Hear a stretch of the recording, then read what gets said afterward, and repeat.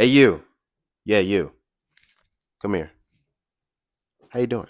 Let's talk for a minute. Few characters have been able to become as much of a landmark as their predecessor. Back when liking Obama was a good thing, cinematic Spider-Man was getting rebooted alongside damn near every other version of the character. And I was a wee little kindergarten student obsessed with everything dealing with superheroes.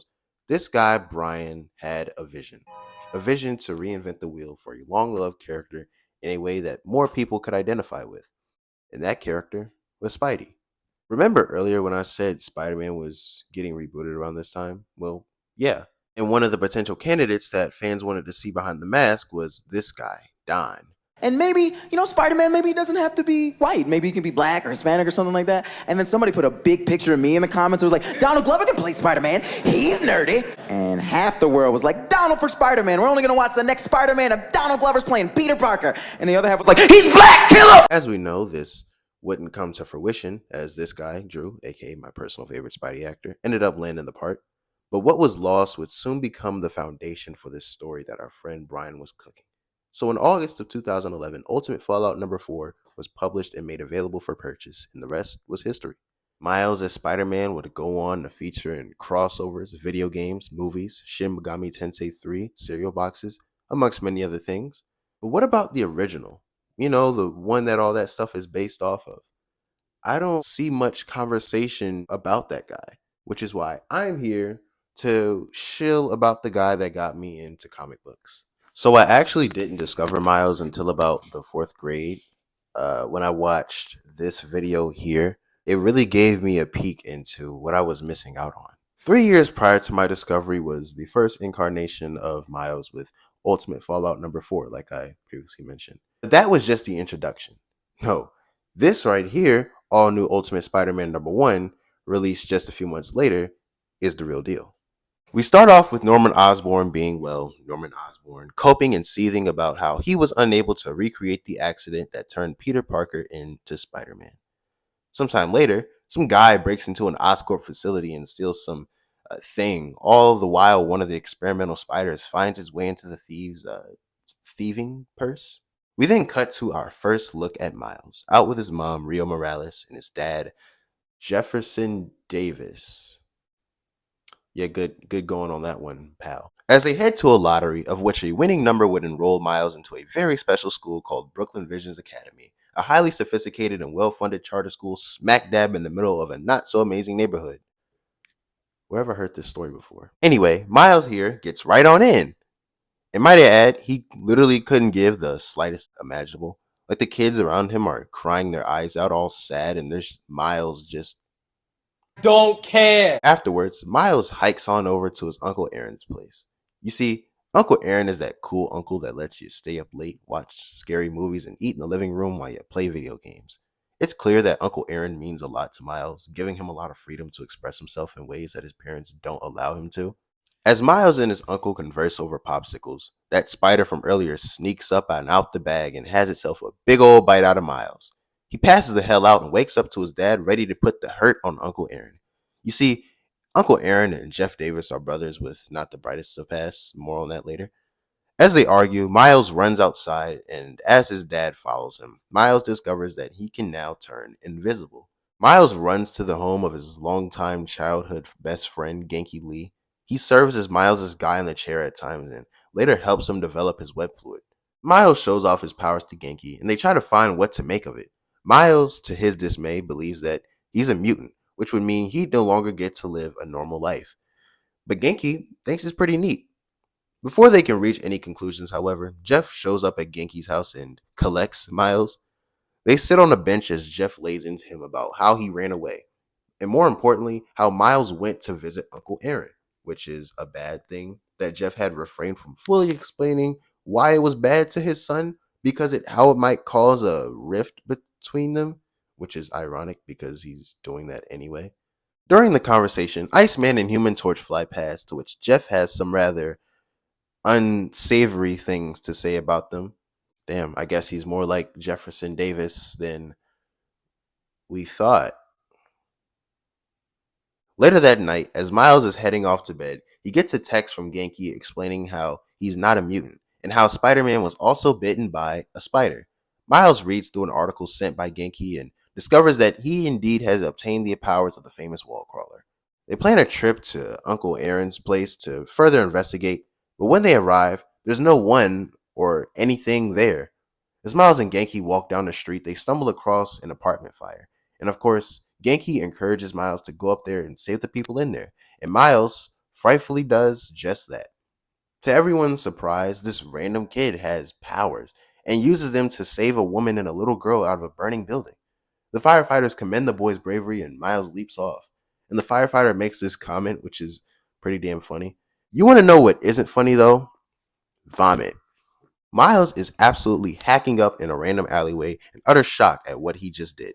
Genki reassures him that what he just did was a good thing, but Miles ain't so jazzed up about things. He is terrified of undertaking the life of Spider Man and tells Genki how he's not that guy. Miles and Genki move into their new dorm room at Brooklyn Visions Academy, where they meet their new roommate, Judge. He doesn't do much, but I hope current and future writers decide to do something interesting with him, along with Miles' other supporting characters. Later that night, while these are asleep, Miles has a nightmare about Electro breaking into his room and whooping that ass. After Miles wakes up, a security guard orders the boys out of the room and into the gym for an emergency drill. A citywide emergency is happening with the Ultimates, this universe's Avengers, but more importantly, with the Sinister Six and Spider Man. Miles asks Genki to cover him as he makes his way out and towards Queens, where the final showdown between Spider Man and the Green Goblin is taking place. However, Miles gets there mere seconds after an explosion. He arrives and witnesses Spider Man's last moments. He asks a crying Gwen Stacy what his name was, and she tells him Peter Parker. The story makes headlines. Peter Parker, revealed to be Spider Man, was dead, and Miles blamed himself for it, citing how he wasn't there to stop it. In that moment, Miles has a revelation. He arrives at the public funeral of Peter Parker and asks Gwen Stacy why he did it. And she confirms everything Miles had believed, that with great power there must also come great responsibility. After the funeral, Miles is drawing up concepts for his very own suit as Genki comes in with his old Spider-Man Halloween costume. Miles reluctantly puts it on and goes out to stop a crime in progress by none other than the Kangaroo. He defeats him, all the while the spectating civilians reprimand the younger Spider-Man of how his attire is in bad taste. Later, as he's now talking to himself on rooftops, which I'm really starting to believe is secret Spider-Man power, Miles gets the shit kicked out of him by none other than Spider-Woman. Spider-Woman in the Ultimate Universe is still Jessica Drew, just a clone of Peter Parker. She starts to lay into him, ask him all sorts of questions, and as he tries to get away, he knocks himself out and wakes up in the Triskelion, headquarters of the Ultimates. Nick Fury talks to Miles, asking about his powers, and revealing to him that his uncle is actually the Prowler. You see, earlier when I was, explaining how the guy went in there and took the thing and the spider slipped into his bag, yeah, that was Uncle Aaron. I failed to explain that because I forgot. Before the conversation can go anywhere, the power goes out and an alarm goes off, alerting everyone to the escape of Electro. Iron Man, Nick Fury, and Spider-Woman all go to take down Electro, but it's Miles' newfound powers and the Second Amendment that put him down for good. The next day, Spider-Woman gives Miles a new suit, one that is in better taste, and reminds him of the responsibility he now has to uphold if he is to don the mask. Miles accepts, and with it, he officially becomes Spider-Man. So next, Uncle Aaron comes back from jail in Mexico demanding to know who the new Spider-Man is. After the Tinkerer gives him the information, Aaron puts two and two together and figures out it's Miles. So he goes to Miles and forces him to be his enforcer to help him become a kingpin and fight the Scorpion, who in this universe is a Mexican crime lord, which is weird because Scorpion already exists in the Ultimate Universe. Anywho, Aaron threatens to tell Miles' dad about his secret identity if he doesn't oblige. Yet Uncle Aaron is kind of a douchebag in these earlier books. As I was saying, Miles tells Aaron he's had enough of his shit and brutally murders him. Well, it doesn't go like that exactly. You see, Miles does tell Aaron he's had enough of his shit, and they do fight. But one of Aaron's weapons that once belonged to the Shocker, no, not him, the lame one, malfunctions and explodes, killing Aaron. Damn, man, you really suck. Meanwhile, May Parker makes arrangements to finally meet the new Spider Man to formally pass down the torch until Ultimate Captain America, aka Captain Dickhead, steps in and pisses in everyone's cornflakes. Seriously, man, Cap's a real dickhead. He tells Miles about how he can't be Spider Man because he's still not over the fact that Peter took a bullet for him, which is how he died.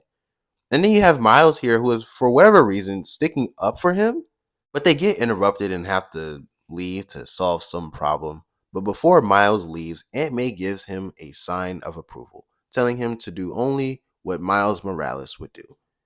And this gift was Peter's web shooters. And Miles almost busts his ass with them. But after Spider Man saves Cap's skin from the rhino, he finally agrees to give the young hero some training, which he should have done with Peter Parker, but he was too lazy to do it. By the way, the Ultimate Universe at this time is going through this event called United We Stand, which I have yet to read the entirety of. Just know that the US is doing a civil war too. We pick up a day later as Miles arrives home from school. There are police awaiting him for questioning following the death of his uncle, and Maria Hill is here for whatever reason. Apparently, this is her first appearance in the Ultimate Universe, which is mind boggling to me.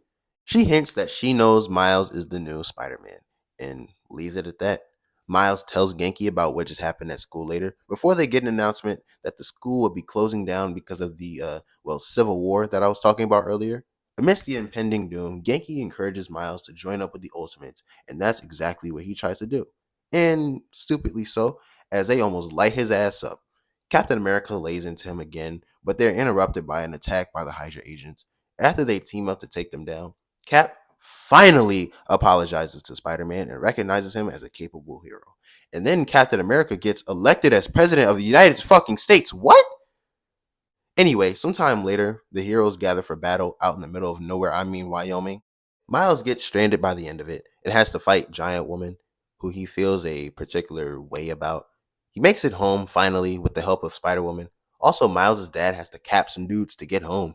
Also, I really don't know where this story takes place, but Miles and Peter from the main universe, 616, team up to fight Mysterio, who is revealed to have been sending a robot with hallucinogenic gases through a portal to Earth 1610.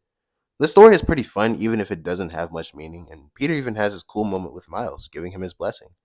Later, Betty Brant, desperate for a payday, does some digging to find the identity of the new Spider Man, which is a literal child, if I can mention, and she ends up dying because of it. More on that later. The media hears the story and gets a hold of the evidence, where they come to the conclusion that Miles' dad is actually Spider Man, which doesn't make sense in the slightest. And then the thing that killed Betty Brant, Venom, returns, hoping to kill the new Spider Man. The real Spider Man then shows up in costume to fight Venom, and he retreats, leaving Jeff seriously injured. He gets rushed to the hospital. Miles, hopeless and clueless as to what just happened, is approached by Gwen Stacy and Mary Jane Watson, hoping to give him some insight as to what he's dealing with. We cut to the hospital where Venom has arrived, looking to find Jeff, who he believes is Spider Man, even after finding out he very obviously was not. Miles gets eaten by Venom and he does this Venom blast thing, good joke, and breaks out, revealing just some dude under the symbiote, and the police shoot him. But hooray, Venom's down, woohoo, we can all go home in one piece and Rio Morales is dead. Yeah, Rio got caught in the crossfire and now Miles is finally starting to get some of that Parker luck. Well, Rio did have the dead mom hair, so it really was only a matter of time. But yep, she gone, and now so is Spider-Man. Yeah, Miles quit for like a year. I actually really love this. Just wish it wasn't so rushed, like everything else between these two comic runs. Yeah, he also has a girlfriend now. It's also Kate Bishop. Nothing like 616 Kate though. This one sucks. Anyway, Spider Woman hopes to get Miles to step back into the mask, to which he humbly declines. Miles and his dad head off to go get Chinese food, where Miles runs into Gwen Stacy. They talk and he blows her off, not wanting to do anything Spider Man related. As Miles and his dad cancel their orders and prepare to leave, an explosion occurs, revealing Cloak and Dagger fighting Bombshell just outside. Long story short, Bombshell is the superhuman daughter of a villain of the same name, Cloak and Dagger are two high school students thought to be dead in a car crash, but were used in dark matter experiments and turned into a superhuman pair with dark matter powers. It's kind of vague. Anyway, doesn't matter. Gwen reprimands Miles for not stepping in to take care of the problem, rejecting the whole great power and responsibility thing, and she slaps the shit out of him. Genki's upset with Miles for the same reason, and they get into a huge argument about it. Later, Spider Woman shows up and tells Miles her story and how, despite everything, she had to step up to use her powers for good.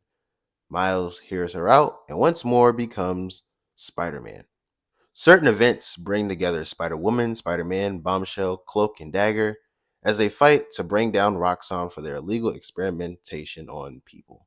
Afterwards, Miles finally embraces his responsibility in the mantle of Spider Man in this really powerful panel.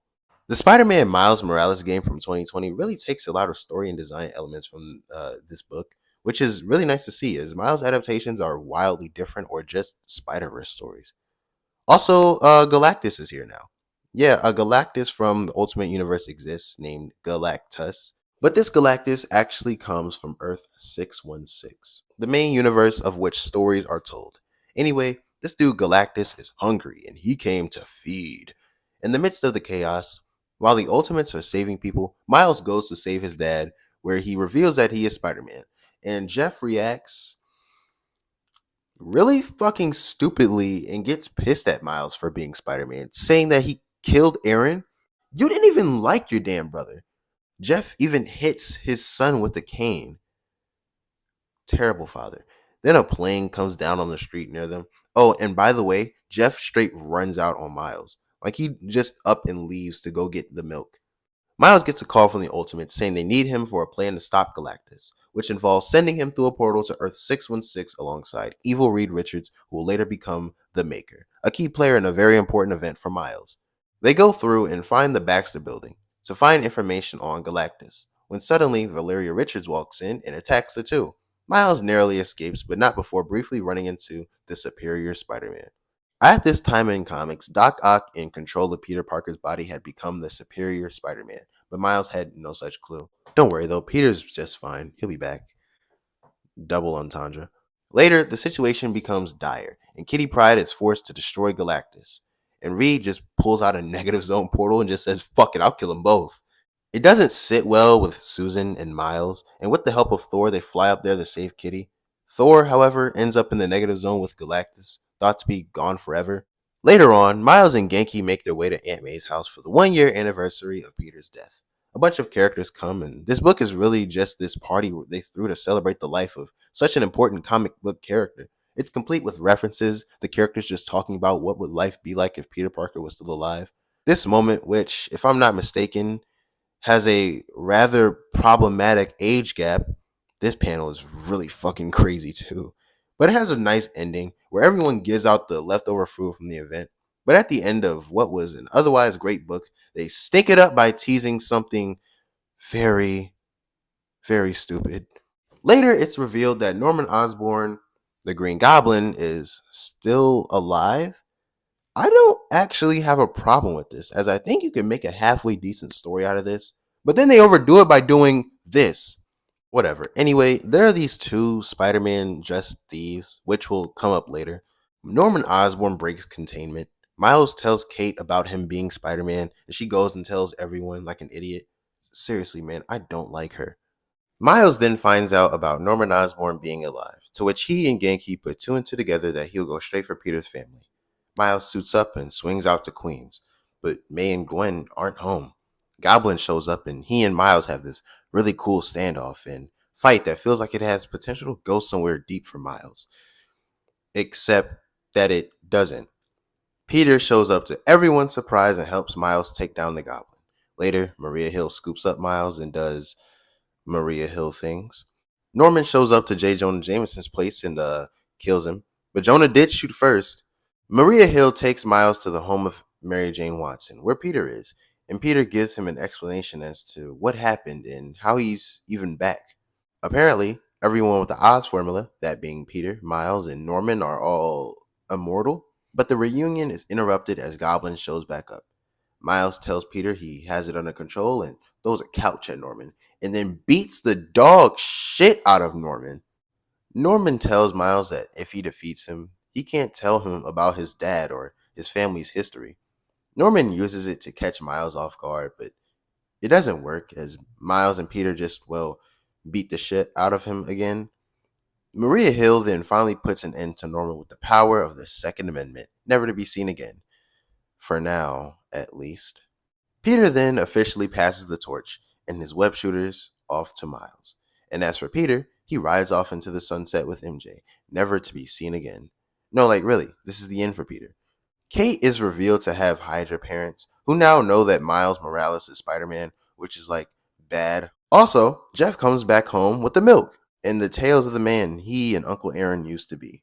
They used to work for the Kingpin, by the way. Since Miles told Kate about his secret, he hasn't heard from her, so he gets the idea to go to her house where her Hydra dad knocks him the hell out. Meanwhile, Jessica Drew, who has now rebranded as Black Widow, finds the two Spider-Man imposters from earlier and she gets knocked the hell out and kidnapped. Also, Judge, Genki and Miles' third roommate, bet you forgot about him, finds out that Miles is Spider-Man because, duh. After Judge leaves, however, Hydra agents knock the hell out of Genki and kidnap him too. They also knock the hell out of Jeff and kidnap him too. It's all revealed to be the work of Doctor Doom, who wants to learn about and replicate Miles' powers. Back home with the help of Judge, the Ultimates find where Miles, Genki, Jess, and Jeff are. They get there a bit too late as Miles has already, beat the shit out of everybody. And Dagger does this cool thing to Kate because, yeah, fuck her. Also, before we move forward, I have to talk about Spider-Verse, the first of these events. These overpowered multiversal dickheads known as the Inheritors that feed on spider people are, feeding on spider people. Miles doesn't play too big of a role in the story besides being one of the recruiting forces. He teams up with Disney XD Spidey, yeah, that guy, to traverse the multiverse looking for alternate spider people to fight the oncoming threat. Really, it's just an excuse to have some tie ins. They even meet up with 60 Spidey. The story doesn't have many implications either. It's pretty much a nothing sandwich. And by the end of it, everyone kind of just goes home. Anyway, back to the Ultimate Universe. Now that everyone's back together and all conflicts are now resolved, it's time for the end of the fucking world. Oh, that's right, ladies and gentlemen. It's time for Secret Wars. I will summarize this to the best of my ability. Bear with me because I'm not good at explaining things. All right, let's go. Incursions were rapidly destroying the multiverse until things came down to the last two Earths, Earth 616 and Earth 1610, the Prime Universe and the Ultimate Universe, and they were colliding. Forces on both sides create these life rafts that will transport everyone off-world in hopes of survival. On one side is Reed Richards, with many of Earth's heroes, and on the other side is, Reed Richards, but bad, with a group of bad people called the Cabal. As the life rafts leave the atmosphere, both planets collide and everything turns into infinite nothingness. Well, it would have if not for Victor Von Doom. You see, Dr. Doom used siphon power from Molecule Man that Molecule Man siphoned from these guys, the Beyonders, to build a patchwork planet where he would rule, named Battleworld. Why would he name it that? I have no fucking idea. How about you go ask the man? He might just do this. But anyway, Stephen Strange discovers the evildoer life raft and outsteps the Cabal, and also a stowed away Miles Morales. You see, Miles jumped into the life raft and hitched a ride, hidden away at the last possible second. Later, he meets up with Peter Parker of Earth 616 once again, and together they are sent on a mission to find the enslaved Molecule Man. They find him and he's hungry. But luckily for him, Miles had a 3-week-old hamburger. Why did he have a 3-week-old hamburger in his pocket? I have no idea, but this actually does come up later, believe it or not. Anyway, sometime later, Miles goes to the New Manhattan, which is an amalgamation between 616 and 1610 that Doctor Doom created for Battleworld, and finds all the heroes in disarray and fighting. He basically tells them that they're all living in the Matrix and the world that they're living in isn't real and was created on a patchwork planet, and rallies all the heroes to fight in the final battle against Doctor Doom. Overall, this book is pretty cool. It speaks volumes how Hickman and Ribbit created such a large-scale company-wide event, had to be a satisfying end to so many plot threads and place so many cool character moments in it, like Namor and Black Panther teaming up and Black Panther wielding the Infinity Gauntlet, and Doctor Doom doing this to Thanos. Each issue genuinely felt like parts of something huge, not unlike Infinity War and Endgame. MCU, whenever you do Secret Wars in a few years, please take note. This story truly is a masterclass in grandiosity and character work. Anyway, remember when I said Miles's burger would come up later? Yeah, so when the multiverse was rebuilt, Earth 1610 was merged with Earth 616, which meant that everything of Miles's life had been retconned up until this point to have occurred in the Prime Universe instead of the Ultimate Universe. Along with this, Miles's mom was brought back from the dead, along with Uncle Aaron and even Norman Osborn. As far as which characters were allowed to return isn't ever clearly defined. It's more of a hey, these characters in particular are actually profitable. Let's not kill them off. As far as we know, the young Ultimates, Gwen, MJ, Peter, Kate, and Aunt May all could have made it to the Prime Universe, but we'll never know unless someone writes them in. Anyway, back to the subject at hand. Miles Morales is Spider Man, and he now resides in Earth 616. In the first order of business, fighting a demon from hell. I also forgot to mention that during Miles' time on this new Earth, he would join up with the Avengers, accompanied by teen heroes Kamala Khan, Miss Marvel, and Sam Alexander / Nova. These guys would go on to be his buddies and the foundation for another superhero team later on. Anyway, Demon from Hell. His name is Blackheart, and Miles is fighting him, and even steals Cap's shield to do so. Guess he wasn't the only Spider-Man to steal Captain America's shield and strike a pose with it in 2016. Miles beats the shit out of the demon, and Peter pulls up and tells Miles that he's second guessing letting him be Spider-Man, which, like, isn't your choice, dude. Before they can finish talking, though, Blackheart gets up and gets put down just as fast. Also, pro tip, Miles, never say this again. This is also the first appearance of Danica Hart, a blogger with an obsession with Miles. She doesn't show up to my knowledge beyond this book, which is funny. And this aged like shit, too. Later, at home, Miles gets into trouble for his slipping grades, so Rio Morales brings over his grandma to knock some sense into him.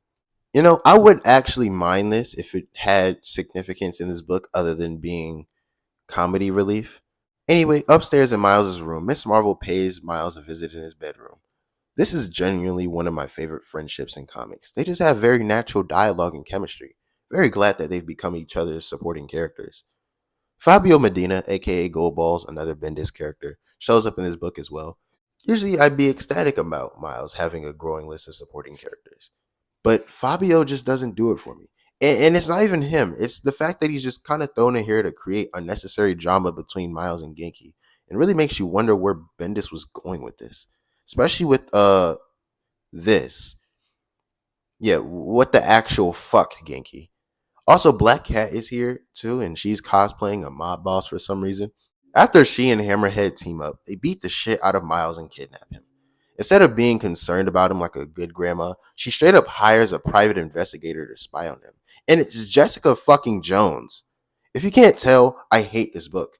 This is the equivalent of hiring the Punisher to set your child straight or something. No! I want ice cream now! Oh, that is it. No, it hurts so much! No more drinking! What are you looking at? I guess I'm looking at a mother who's never heard of a timeout before. Anyway, Miles is in captivity, and he breaks out the Mega Venom Blast. Black Cat gets away after saying something really shitty, and now we cut to Jeff Davis, who is now an agent of S.H.I.E.L.D. I don't like this. And now Jessica Jones is stalking Miles. I don't like this. And now we're at Civil War 2. I don't like this. It's about Captain Marvel and Iron Man being at odds because of an inhuman that can see the future that Carol wants to use to stop crimes before they happen, which is like very unhero-like. Oh well, strap in for another happy, healthy serving of character assassination. Woohoo! Miles doesn't do much here besides murder Captain America on the steps of Capitol Hill. At least that's what happened in Ulysses' visions. And Carol tries to arrest him. You know, for what it's worth, an arc about Miles having an existential crisis about evil running in his family and the fear of turning out like his uncle is fucking great, which I wish we saw more of and be concluded in a better way. But of course, we don't get that. He's more of just a coughing baby here with no agency in the conflict. Back to Civil War 2, Miles goes missing, and after his friends go looking for him, they find out that Miles went to the Capitol building to prove his innocence, and Captain America himself even shows up, both proving that no one will die. But nobody listens, of course, and Tony and Carol show up and fight each other, and Tony ends up injured or dead or something. I could care less, honestly. The fallout of this event is much better, as not only the story is finally over, but it leads to Miss Marvel, Spider-Man, and Nova ditching the Avengers and forming the Champions. Accompanied by Amadeus Cho, or the Totally Awesome Hulk, a time displaced Scott Summers slash Slyclops, and Viv Vision, the daughter of Vision. She first appeared in the Vision solo run from 2015, which I highly recommend. It's really good, so it's great to see her here. This book, however, written by Mark Waid, is about the school age heroes seeking to revitalize the superhero name after the shit show that was Civil War II. There's a very clear emphasis on saving people in this book, which I enjoy a lot, and it's missing from a lot of superhero media and is treated kind of as an afterthought these days. This book reminds me of Teen Titans 2003 in a lot of ways. They even have their own high five. Meanwhile, back in Miles' comic, Jeff Davis is sent on a mission by S.H.I.E.L.D. and he gets lost. Miles gets a call and shows up at a bridge where he meets Maria Hill, being Maria Hill. She sends him on a trip throughout the multiverse to find his dad, where he finds Gwen Stacy, Spider Woman. Now ensues the worst ship in all of Cape Comics. I am sorry to any Gwen and Miles, Gwiles, Ghost Flower truthers out there, but this just doesn't work. I know what the Spider-Verse films have going on currently, and personally, I don't mind it as they actually have chemistry there. But in this book, it just doesn't do it for me. There's even an Earth 8 reality where they're married and have children. At least by the end, they're settling as friends. And also, Rio finds out about Miles being Spider Man again and Jeff being an agent of S.H.I.E.L.D. She gets reasonably pissed, but it doesn't go much farther than that. The problem gets resolved rather quickly. Miles then opens up a can of whoop ass on a whole bar of evildoers. Genki goes on a date with Danica and tells her that his name is Ned. Bombshell gets the shit beat out of her by Hammerhead. Miles finds out and beats the shit out of Hammerhead, or at least he tries, and Goldball saves him. This woman is delusional about Miles. Bendis plants this seed about Miles being something other than Spider-Man because of how Miles has been acting out lately, which could turn out to be something cool. Why does this cover of Miles being detained by the police exist? Anyway, Miles goes to Tokyo for a side mission. He finds this girl, Tomo, the leader of a crime syndicate.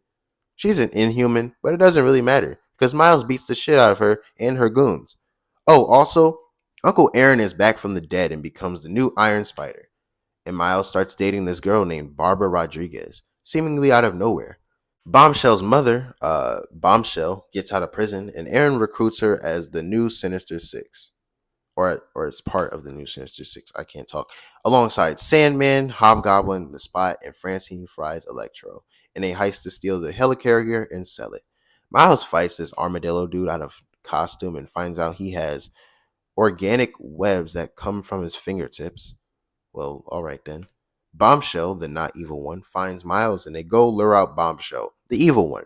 And then Aaron shows up, and then evil Bombshell gets knocked the hell out, and then Miles gets knocked the hell out and wakes up in Aaron's new house. But he runs off and Aaron gives chase. Also, Bombshell's mom sucks.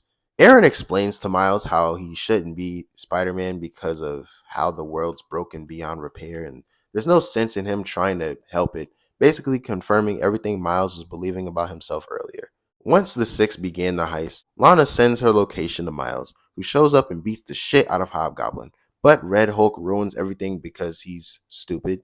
So Miles has to find out where Aaron is selling the helicarrier off. And it's revealed to be Lucia von Bardos, the former ruler of Latveria. Before they get paid, though, the champions pull up 7 deep and open up a can of whoop ass on the Sinister Six. Aaron falls off the helicarrier and subsequently dies. Again. Miles gets reasonably pissed and beats the dog shit out of Lucia, then passes out and wakes up in a hospital. Apparently, he had some kind of infection that made his powers wig out and stuff, hence the organic webbing. This isn't explained further, unfortunately. Anyway, his friends all visit him, which is cool. So does Tony Stark. Yeah, he's not dead. And so does Uncle Aaron. Yeah, he's not dead either. He tells Miles that he'll do better from now on. A nice bit of character depth for the guy. Finally, also Peter's here, keeping an eye on Miles, and Genki tells Miles about him and Danica's relationship. This doesn't last long, by the way. I already said that Danica doesn't show up beyond this point, so yeah, poor Genki. As Miles leaves the hospital, he and Genki go to the movies in the final page of the book. Overall, I must be honest, for his first outing in 616, I wasn't a fan. And a lot of things seem to just happen, and the direction isn't all that clear either. I did like a bit of the seed that Bendis planted to differentiate Miles from Peter. I just really wish it went somewhere meaningful. What we're about to get into next, though, is a true development for Miles. Secret Empire. In this event, Captain America Steve Rogers is revealed to have been a Hydra agent all along, which, I mean, duh, he's obviously not. I tried to find a theme for this book and I couldn't really find one. It's just kind of dramatic. Miles, along with the rest of the champions, babysat by Black Widow and Hawkeye, are part of a resistance force called the Underground.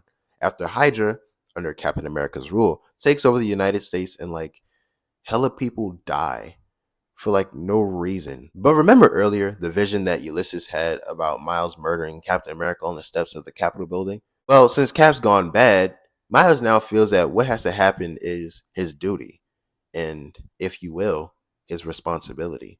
He travels with Black Widow to the Capitol to back her up as she tries to assassinate him herself, as she doesn't want Miles to become a murderer and potentially stain the Spider-Man mantle, a symbol of hope and heroism. With this, she traps Miles in the car, to which he is able to escape, insisting that this is his destiny. This is what he has to do. He approaches Cap at the Capitol building, and Natasha hurries to stop Miles, but is met with Cap's vibranium shield breaking her jaw, neck, and subsequently killing her. Miles loses it. He punches clean through Captain America's vibranium shield like it's butter and proceeds to beat him within an inch of his life. As he goes for the final blow, however, Wasp talks him down and convinces him not to go through with it. They, along with the rest of the champions, are then captured and thrown in prison, escaping later on. I wasn't the biggest fan of Secret Empire, but I enjoyed this moment a lot. Even at this point in comics where you start to see Aaron Davis make sort of a face turn and, not be a dickhead, I still think it's really interesting how Miles is constantly fighting this battle within himself and trying not to be this thing that, he, in his mind, was destined to be. I think a big part of the whole story of Miles trying to craft his own legacy and be his own guy isn't just about him trying to be different from Peter. It's also about him trying to be different from his uncle. And I think that has potential for a really powerful story if a writer was so inclined. Next up, however, we have Spider-Geddon. This event isn't much. In short, the interdimensional energy vampires that feed on spider people, inheritors, from the first event somehow return, and even more spider people proceed to die for no reason. Woohoo! Even Marvel vs. Capcom Spidey gets killed. Oh, Moreland, you may have washed out the spider, but what you aren't ready for is the storm. Anyway, Miles, with the power of the Enigma Force, becomes the new cosmic Spider-Man and straight up murders the strongest inheritor like it's nothing. But don't worry, it was done on purpose to have them be reborn into babies. This story is fucking weird. Onwards, we are at the Miles Morales Spider-Man run from 2018. This is his first run without Brian Michael Bendis as writer, and it's also the longest run to date, clocking in at 42 issues. Oh, would you look at that? This one is a lot. As Solid and Ahmed, the book's writer, added a ton of lore for Miles, which works both to and against his favor, in my honest opinion. But as I've said, it's a lot, so strap in nicely. Right now, we start with Miles now narrating through a newfound hobby, writing. I like this. He teams up and forms this allyship with the Rhino, which is cool, to take down Tombstone and a new villain for Miles named the Snatcher, who uses brainwashed children as child soldiers. One of those child soldiers happens to be the little brother, Eduardo, of Miles' girlfriend, Barbara Rodriguez. Captain America is here too, the good one. Anyway, they whoop the Snatcher's ass and he's never seen again. Later, Miles and his friends skip school to take a day off, but we all know that doesn't exist for spider people. Some asshole named the Frost Pharaoh shows up and Miles has to fight him. He's also an original villain for Miles, and he's also a villain of the week. Unimportant. Barbara starts to catch on to Miles hiding something. We know where this is headed. This guy, Sean, shows up and is like a Flash Thompson bully figure, which I don't like. He's quite literally the same archetype. Anyway, he, as in Miles, as in Spider-Man, goes looking for Tombstone in his gang hideout and then says something kind of corny as this divine black queen descends from the skies, officially introducing us to Tiana Toombs, the granddaughter of Adrian Toombs / the Vulture, Starling. I like her character a lot, actually. She and Miles have great chemistry, though they move forward quite fast, just like everything else in these damn books. They're cute together. I would really like for her to get her own ongoing, just to flesh out her character a bit more without Miles. It'd be cool. Anyway, back to the matter. She's there also looking for Tombstone. Later on, they meet up at another Tombstone headquarters and they raid it. Tiana's out for blood because of her best friend dying or something. The dynamic between the two is pretty neat, actually. It's like Miles, through Tiana, is healing the part of himself so full of rage. Also, Miles shoots fucking lightning out of his hands? Since when? Really quickly, though, let's hop on over to Champions. During a mission, shit goes left, resulting in the death of Kamala Khan, Miss Marvel, and Viv Vision. Luckily, the devil who hates Spider-Man shows up and gives Miles a chance to undo what happened, but the result ends with a random civilian dying instead. Miles gets really upset about it and ends up quitting the Champions, but he comes back though, so no worries. Back to the main book, Barbara leaves him. Bombshell shows up and they have a moment. She's since calmed her romance for him, meaning she'll inevitably fall into irrelevance. Also, Rio and Jeff are having a baby. Yeah, that's right, they've been Miles then walks home and gets the shit beat out of him by a blue man who then kidnaps him. He wakes up somewhere and gets tortured / experimented on by yet another new Miles villain, the Assessor. I love the Assessor. He's evil. Miles goes missing for 3 days, which prompts his parents and Uncle Aaron to go and find him. Aaron becomes the Prowler again, and together, he and Jeff bust up the place. Miles is being held. They save him and they all have a little cool moment together, showing that Miles' family are legit supporting characters and not just plot devices. Fast forward a few months and now we're at Miles' birthday. Peter shows up and tips him off to a disturbance in Brooklyn. Miles goes to check it out, and it's the ultimate Green Goblin. I've always liked the idea of this being Miles' Green Goblin, in the way that Barry Allen and Wally West both have their own respective reverse flashes, though they've been seeming to move forward with Hobgoblin for Miles instead. Anyway, as they fight, a guy dressed as Ultimate Hank Pym, yeah, nice cosplay, buddy, shows up and stomps the fuck out of Miles. His name is Ultimatum, and now that I'm reminded of Ultimatum existence, I have to talk about him. Ultimatum is a guy who first shows up as the antagonist of Spider-Man 2. I now also have to talk about Spider-Man 2. This book is also Miles' introduction to Barbara Rodriguez. Miles Morales of Earth 616 is a criminal and makes friends with Wilson Fisk. He falls in love with a girl named Barbara Sanchez who dies, so he ends up getting a hold of some multiversal tech and he goes through a portal to another universe to find another Barbara Sanchez, presumably the Ultimate Universe, that I thought didn't exist anymore.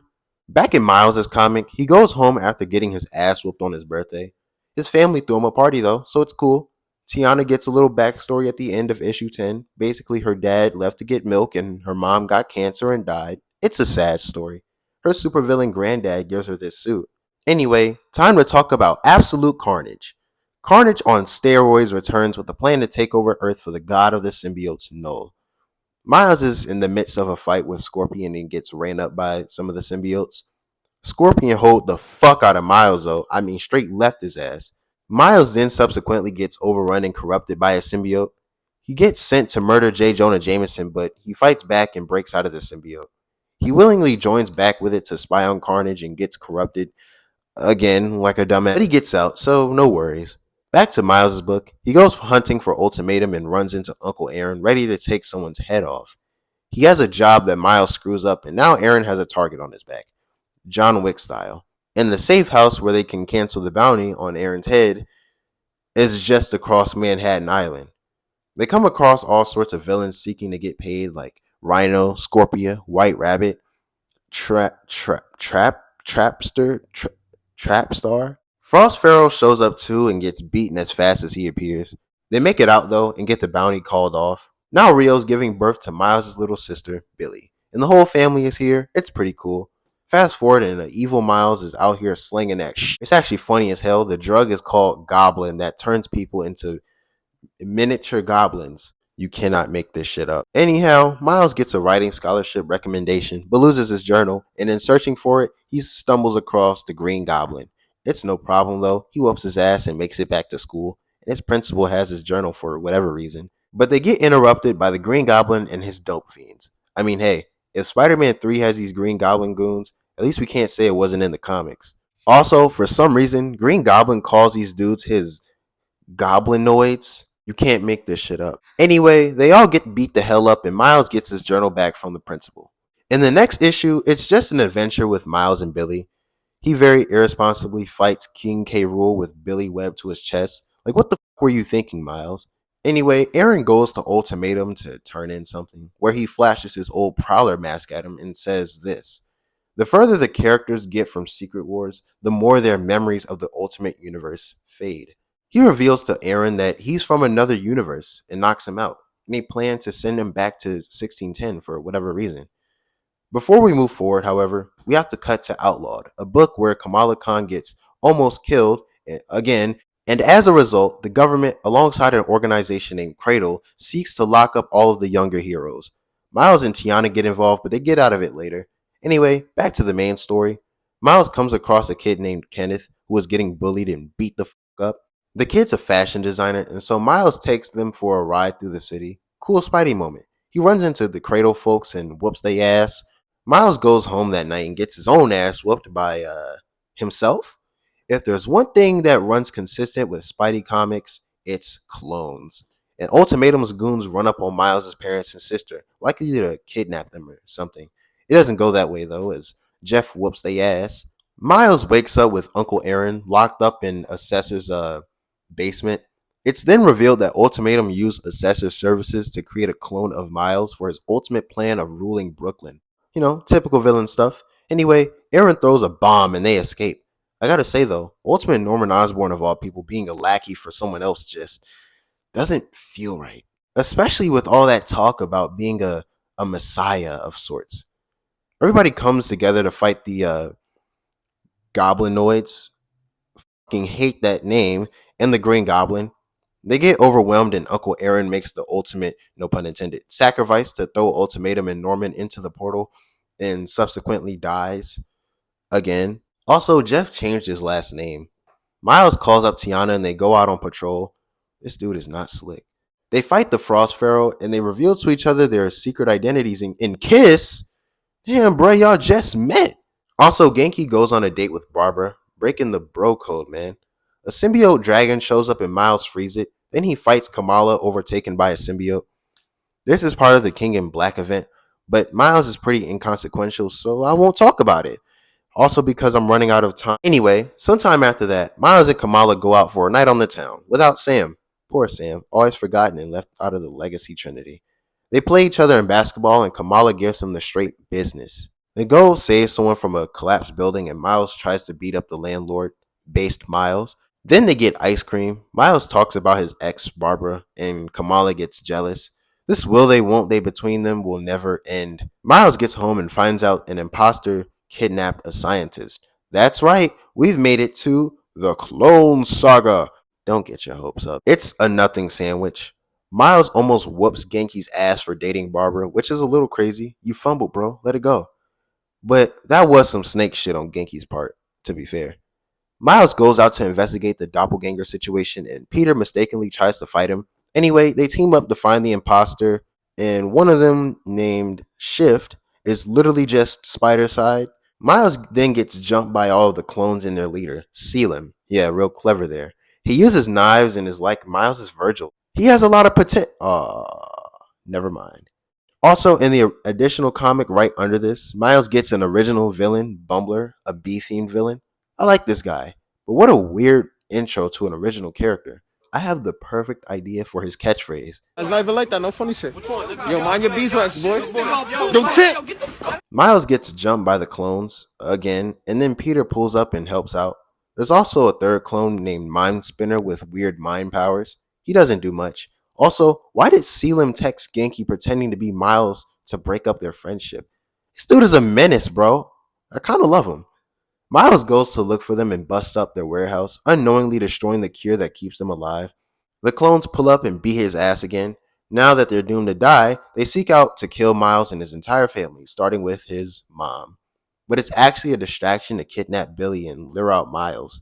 Miles and Selim fight on the bridge, and Mindspinner, in a turn on Selim, sacrifices himself to take him out. Shift is now a supporting character for Miles, and they figure out a cure that will keep him alive. Billy's snot.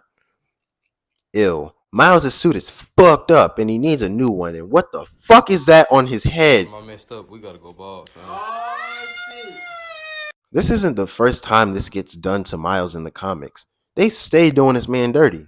He meets up with Kenneth, the fashion designer kid, and they make him a new suit designed by Chase Conley. Please follow him on Instagram. I'm probably gonna put a picture here or something. He's like one of my favorite comic artists and artists in general. Granted, I don't know that many artists, but he's fucking cool. So yeah, go follow him. Listen, I don't care what anyone says. This suit is hard. Plus, it certainly is more distinct than anything spider people usually ever wear.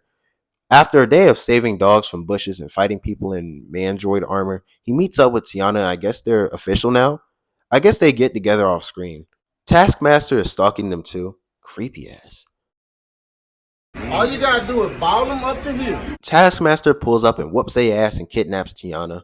Miles goes to save her and collapses in the back of an ambulance. Miles calls fellow champion Riri Williams, or Ironheart, for help in tracking down Taskmaster. Miles flies to the boat where Tasky is and he whoops his ass. It was a contract for him to retrieve Tiana, but he ran out of time and just left, like mid-fight. The Beyond Corporation tried to give Miles a cease and desist for the name of Spider-Man, as they own it. Long story short, the Beyond Corporation, the one that Ben Reilly, or the Sensational Spider-Man, works under, owns the legal trademark of Spider-Man and treat the name as nothing more than that. Ben Reilly shows up in Brooklyn to stop some dude named Rhizome. I don't know, I almost failed chemistry. It meets Miles in the process. After a scuffle and misunderstanding, they team up to take down Rhizome, revealing just some dude with tech under there. Ben agrees not to enforce the Beyond trademark onto Miles. Miles then uses the tech to track down the assessor to whoop his ass sideways. They get met with the blue man again, whose name is Quantum. Turns out he was being manipulated by the assessor into doing his bidding. The three team up to take down the assessor. After they free Quantum, Shift and Miles find portals to other dimensions in the facility and leaves through them to find Uncle Aaron. Yes, he's not dead.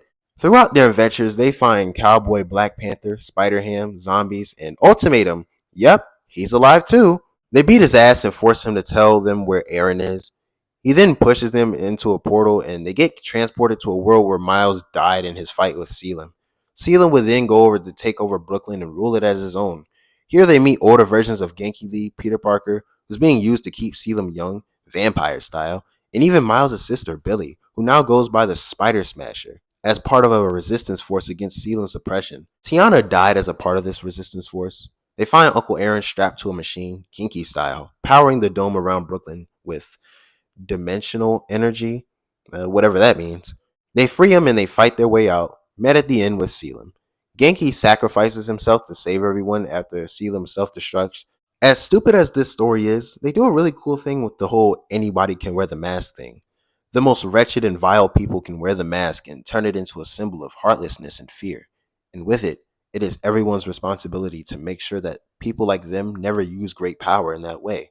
In the final issue of this run, it's just a slice of life book. Miles has his scholarship banquet tonight, which I didn't even know existed. I was a dumb fuck in high school, so Kenneth makes him a suit for the banquet. Miles goes and meets Tiana there, who this brother is absolutely frothing at the mouth over. W Black Love. It doesn't last long though, as they have to suit up and fight the Snatcher again with the help of Rhino. The book ends with Miles and all of his friends just relaxing. I had fond memories of this book, as it really laid some much needed groundwork for Miles' stories to come, even if the material itself was devoid of much depth. Overall, I'm glad that this book happened and that Solid and Ahmed was the guy to write it. Cody Ziglar is currently doing the book now, and I'd say he's doing an alright job, doing much of laying groundwork and creating new supporting characters for Miles' world in much the same way that Solid and Ahmed did. Miles and Tiana are great together. Will she be his de facto love interest? We'll have to wait and see. Too many love interests is unnecessary, so I like to see Tiana stick around, but I'd also like to see her become a bit more well-rounded first. But the video isn't done yet. I now have to talk about some side adventures. Let us start with Spider-Verse 2019. Miles is called on by Spider-Zero to help locate Annie Mae Parker, the pattern maker, the new weaver of the web and life of destiny, following Spider-Geddon, after she randomly goes missing. Miles then traverses the multiverse looking for her, meeting all sorts of spider people along the way, eventually finding her balled up in the web itself. They free her and everyone lives happily ever after. The book is short and doesn't really center Miles, which is fine, but I enjoyed it. Probably my favorite Spider-Verse book, steep competition. I like the voice that Jed McKay has for Miles here. And if he ever decided to write for his books, I'd be down for it. What if Miles Morales was a Blank series? This series is weird, fun, but weird. Throughout the multiverse of possibilities, Miles Morales becomes Captain America, Wolverine, a politically incorrect Thor, and the Hulk. All these Miles Moraleses get together and fight their respective Uncle Aaron's. This is weird by Odin's Fade. Deadpool kills the Marvel Universe again, and Miles is in that universe and gets killed by Deadpool. There's not much to say about this as it's pretty straightforward. I think this is the first time that Miles dies in comics. I could be wrong. Okay, speaking about pools, we gotta go to Gwenpool, the unbelievable Gwenpool number 5. Gwendolyn Poole and Miles Morales meet. She makes some fourth wall breaking jokes at Miles that he doesn't understand and it kind of frustrates him. And she even tried to kill a guy. Oh my god. Where Peter has Wade to bug the hell out of him, Miles has Gwen. Miles Morales, Spider-Man, and Moon Girl. Moon Girl loses her devil dinosaur and exacts a plan to go to Brooklyn Vision's Academy to find him and briefly runs into Miles. Miles shows up later as she's walking down the street and saves her from some getaway bank robbers. It turns out that Taskmaster and Black Ant tried to clone Devil Dinosaur. They whoop their ass and escape. I like this older brother dynamic Miles seems to have for Lunella. More of this, please. Strange Academy, Miles Morales. The Strange Academy kids take a trip to Brooklyn Vision's Academy for a field trip. Some villain stuff happens and Miles shows up to help stop it. This is pretty inconsequential to anything Miles related, but I thought I'd include it. Miles gets his mom a doll for her birthday, but it gets messed up during Spidey stuff. Doesn't matter though, she likes it anyway. Miles does training with Misty Knight and they go and get food after. Billy tags along too. More of this, please. All right, and I think that's about it for this video. Very long process making this thing. This thing took me a few months. I'm so lazy. Hey man, even deadbeat dads feed their children sometimes.